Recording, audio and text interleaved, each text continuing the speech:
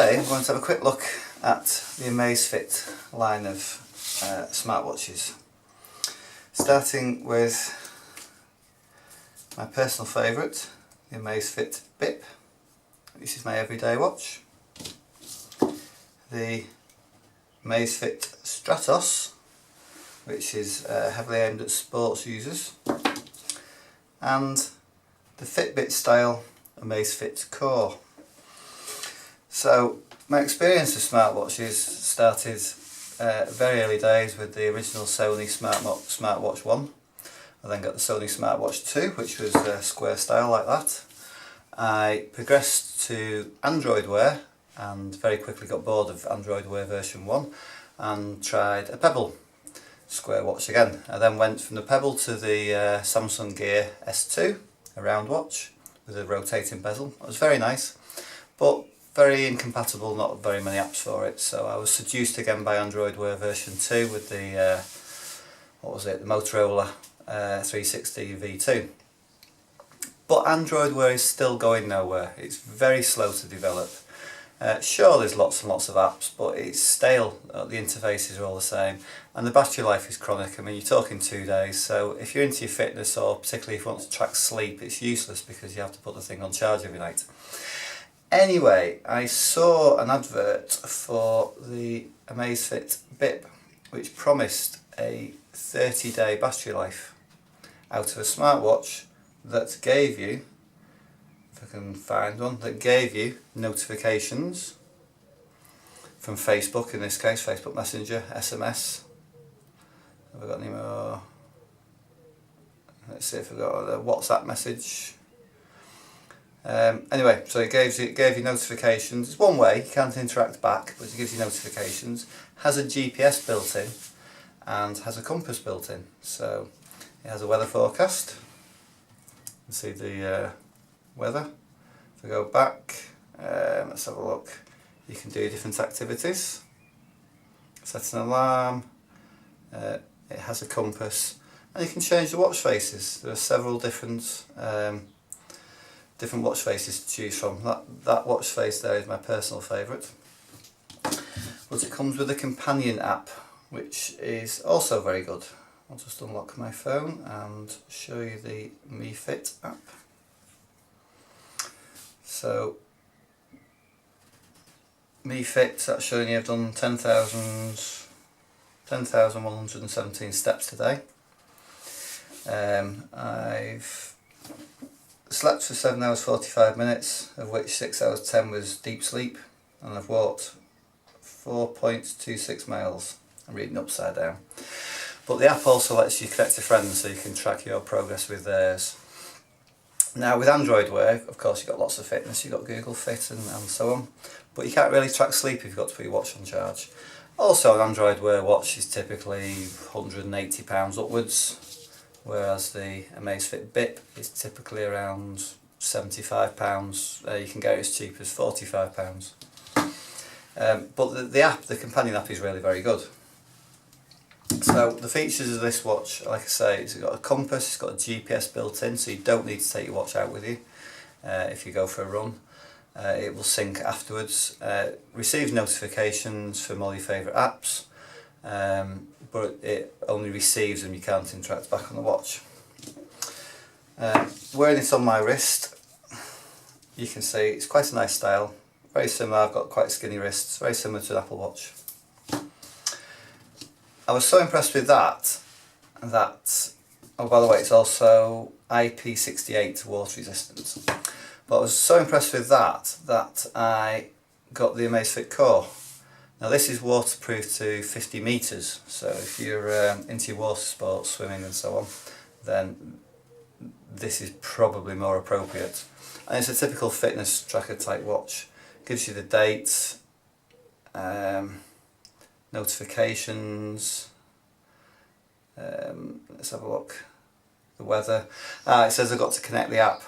One of the big disadvantages is that with the MiFit app, if I go into devices, you can only have one device connected at once, and if I want to add another device, I have to disconnect, so I can only have either that watch or that watch connected at any one time.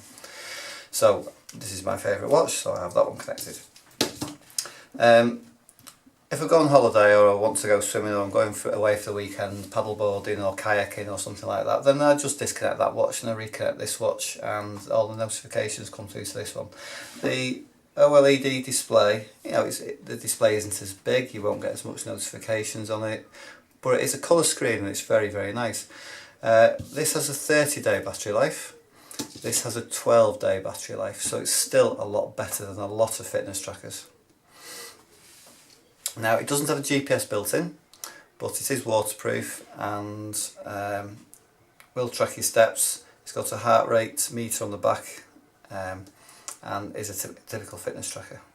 I'll actually check about the GPS shortly, because I'm not 100% sure now I've said that, but I don't think it has a GPS. Again, I like them so much, I then got myself the Amazfit Stratos. Now this is the big daddy of Amazfit watches. It's a do everything sports watch. It has a GPS built in, has multiple screens, it has a very good compass, it's got a very clear screen, notifications are fantastic on it, very, very easy to read. It's a bigger watch. If I put it on my wrist you can see the size of the watch. It's not out of place. There's the Amazfit Bip and next to it the Amazfit Stratos. It's not too big on my skinny wrists by any stretch of the imagination, but it's a very, very powerful watch. It also measures your blood oxygen level, don't know how, and it's got a heart rate sensor on the back. So flicking between some of the screens, you've got sports mode, different activities you can set, a daily overview, a timer, a training centre, track your sleep activity, has a very good stopwatch, and I will show you the compass. I'll have to calibrate it because I've not calibrated it. So there you go, there's a compass which will now show up, and it's a very, very good and very accurate compass. And notifications on this watch are, it's probably its strength. Because it's so easy to read the screen, it's so clear. Let me just get back to the main screen. It also got 4 gig of storage, so you can play music directly from the watch. And it's got Bluetooth to support wireless headphones. There's no need to take your phone out with you. There's the weather forecast for the day. I don't know if you can see that okay. It's an always on screen, just like the Amazfit Bip. It's transflective. And there's just one of the different screens. Now the app for the Stratos is a different app, so that does allow you to leave 2 devices connected. So if I start up the Amazfit Stratos app, which is that one, shows I've got 31% battery life, the ROM version and 14 watch faces. So they're the examples of the different watch faces that you can get. I regularly change them, but there are some really nice ones. Let me just pick that one, Power Armour, which I think looks pretty nice. And as soon as I've selected it, it's set like that on the watch. And I think that's a nice watch face. It's a digital watch face and it looks very good. Backlight's gone off. There you go. That's really nice. And if I want to select a different one, I'll try and do it in real time. Let's see. I'll pick the one that looks like a traditional watch. So I've selected that.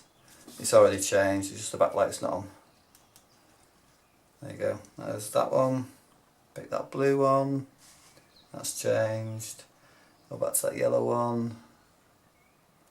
Yeah, that's changed. And I'll go back to that Power Armour because I think that looks quite nice. Oops, click the wrong button. Go back to the watch face. There we go, back to the Power Armour one. So I'll leave it on that one for now. On the watch face it's telling me beats per minute for my heart, calories, current temperature, distance walked, and today's date along with the battery level and the number of steps, all on one easy to read display, which is easily as good as any Androidwear watch. The big difference is that the battery life on this is at least 5 days, which for a watch with a built-in GPS, always on screen, and compass in it is very good indeed. This watch is waterproof to 50 metres, so it's ideal for sports people, it's ideal for kayakers, it's ideal for paddle boarders, it's ideal for swimmers, and there are different activities including tennis. You can track tennis strokes, it can track paddle strokes, it can track obviously running, and you can know the difference between running on a treadmill. You can cycle, swim in a pool, open water swim, run indoors, run outdoors, ski. I've no idea how it knows, but they're the different activities that you can do anyway. So that's, I accidentally turned on skiing now, sat in the conservatory, so let's just see if I can back out of that and go back to the main screen. There we go, swipe. It's touchscreen, so I'll swipe back, it's probably easier than using the buttons. The buttons on the side are customisable. When you're in the main screens, one button goes one way, I think the other button goes back, so you can flip between the screens easily, and the centre button selects, but you can also just swipe up, get notifications. So there is the same notification I showed you on the Bip, but this time it's Facebook Messenger and it's on the Amazfit Stratos, so you can see it's a lot easier to read, it's a lot clearer. So overall, I've become a big fan of Amazfit. I think they make some fantastic kit. My favourite everyday watch is still the Bip. I think it's, well, I'll tell you what, let me show you some of the faces you get on the Bip. Let's go back to the correct app for that one, which is Me Fit, and go into Amazfit Bip, and I'll pick up watch faces in a minute when it's finished syncing the data. Every time you go into the app it syncs the data, so there we go, watch face settings. There are possibly less stock watch faces with the Bip, but there are far more third-party faces. There are hundreds and thousands, well, thousands of third-party watch faces made for the Amazfit Bip. Any theme you can possibly think of, there's a watch face for it. And having said that, for some reason the watch faces are not showing up on my phone, so I'll do it this way instead. So I'll go into settings. Oh, there, they're just showing up. Must be my Wi-Fi. So there's the stock apps that you get, stock watch faces that you get. Which one do I have it on? There's the one I have it on. Can't see upside down. I don't know. Anyhow, so in a quick summary, that's my favourite everyday watch. It's very slim line. I mean, if you compare the thickness of that to the thickness of that, it looks like an Apple Watch. People think it's an Apple Watch, and I quite often get asked, a lot of people know I'm an Android fan, so a lot of people say, oh, why have you got an Apple Watch? And they explain that it's a fraction of the cost of an Apple Watch and has at least 15 times more battery life. So I have tweeted a picture that shows I have gone a full 31 days, a full month without charging this watch, and it still had, I think, about 11% battery left on it, so that is pretty good going. You can easily take it on holiday and not need to worry about a charger. But I am into my water sports, kayaking and so on. This is only IP68 water resistant. It's okay if I fall off a paddleboard and get straight back on, that's fine, but you can't swim in it. So if I do activities like that, go on holiday, go to the beach, go swimming, then I do take one or other of these, and this is what I'm currently deciding.